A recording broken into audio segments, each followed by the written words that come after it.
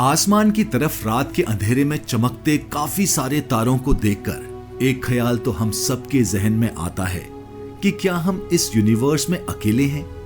क्या इन लाखों करोड़ों सितारों और प्लैनेट्स में से कोई एक भी ऐसा नहीं जिसमें अर्थ की तरह जिंदगी पाई जाती हो?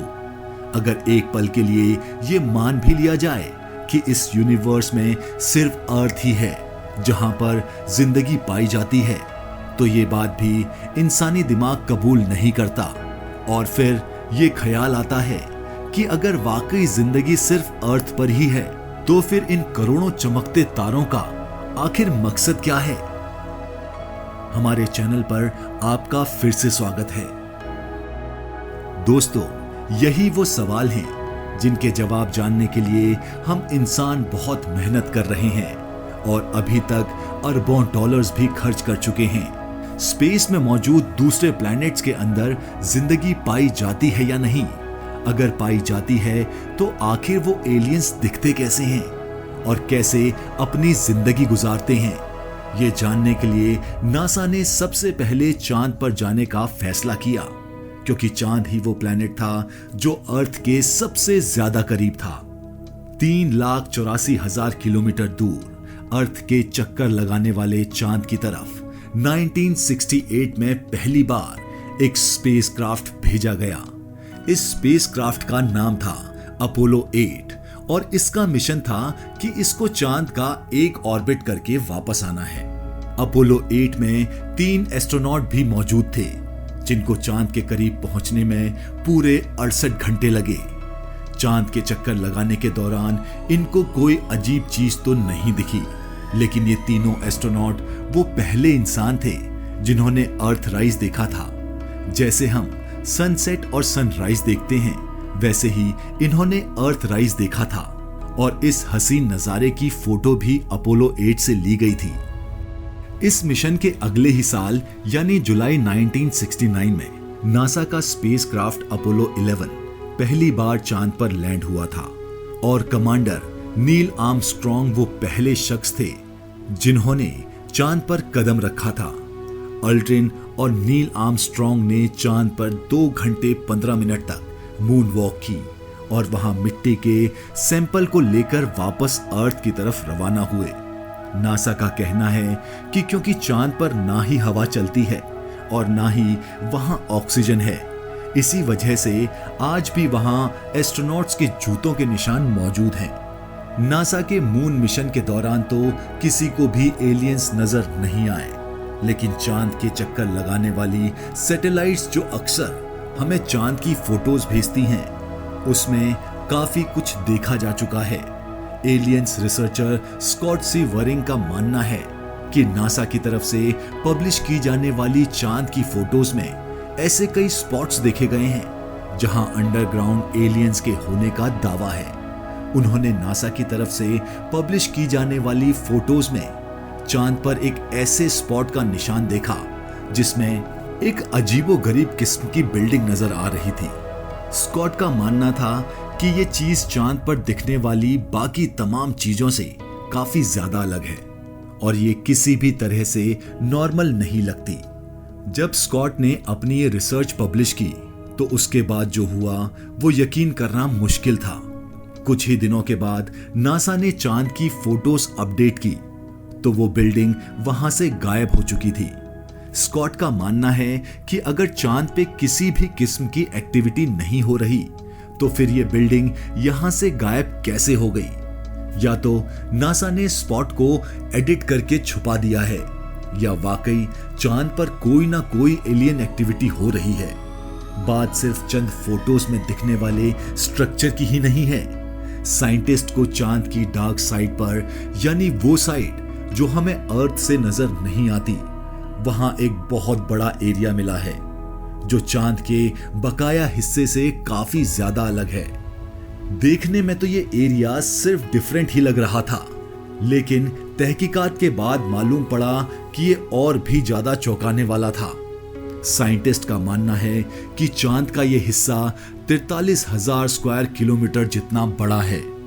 ये उस मिट्टी से नहीं बना हुआ जो नील आर्मस्ट्रॉन्ग लेकर आए थे, बल्कि ये एक मेटल से बना हुआ है साइंटिस्टों का मानना है कि करीब 400 अरब साल पहले कोई बहुत बड़ा एस्ट्रॉयड चांद से टकराया था, जिसकी वजह से ये मेटल चांद पर ही रह गया। लेकिन कई रिसर्चर्स इस बात को नहीं मानते, क्योंकि अगर इतना बड़ा एस्ट्रॉयड चांद से टकराता तो चांद 2 टुकड़ों में टूट चुका होता। उनका मानना है कि मेटल से बना चांद का यह हिस्सा यहां मौजूद अंडरग्राउंड एलियन सिविलाइजेशन की निशानी भी हो सकती है। चांद से हटकर अगर मार्स की बात की जाए तो अभी तक हम 21 रोबोट्स मार्स पर भेज चुके हैं। मार्स, जिसको रेड प्लैनेट भी कहा जाता है, वो जमीन से करीब 40 करोड़ किलोमीटर दूर है, लेकिन सूरज के गिर्द चक्कर काटने के दौरान हर 2 सालों के बाद एक दिन ऐसा भी आता है जब मार्स अर्थ से काफी ज्यादा करीब हो जाता है, और उस दिन ये डिस्टेंस सिर्फ 6 करोड़ 20 लाख किलोमीटर रह जाता है। ये डिस्टेंस भी कोई इतना ज्यादा कम नहीं है।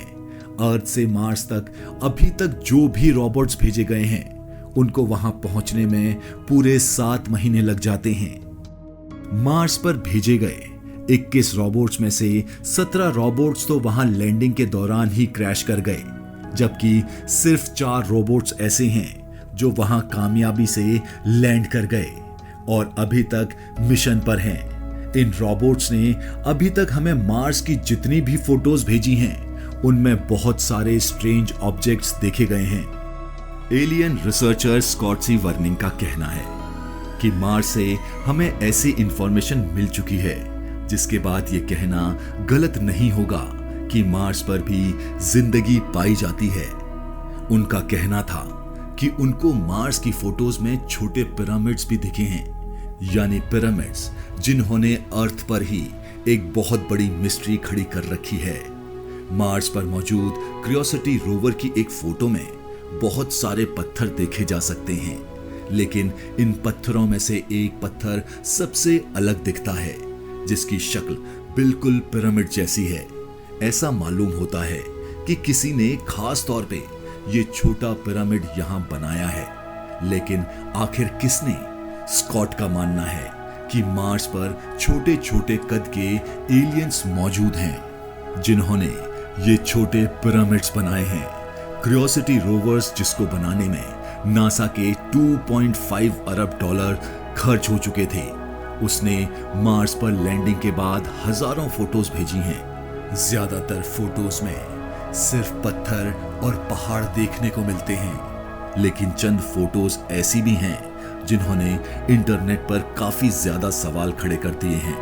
इन फोटोज में से सबसे ज्यादा फेमस होने वाली फोटो 1967 में विकिंग 1 ने कैप्चर की थी, जिसमें मार्स में बहुत बड़ा फेस देखा जा सकता है। या तो ये एक इत्तेफाक है, या जैसे एशियंट इजिप्टियंस बड़े बड़े स्ट्रक्चर बनाया करते थे, वैसे ही एलियंस ने भी यादगार स्ट्रक्चर्स मार्स पर बनाए हैं।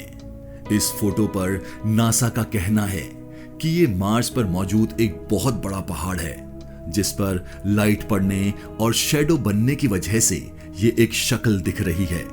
2014 में क्यूरियोसिटी रोवर की एक और पिक्चर ने हलचल मचा दी, जिसमें मार्स पर एक हड्डी पड़ी भी दिखाई दी।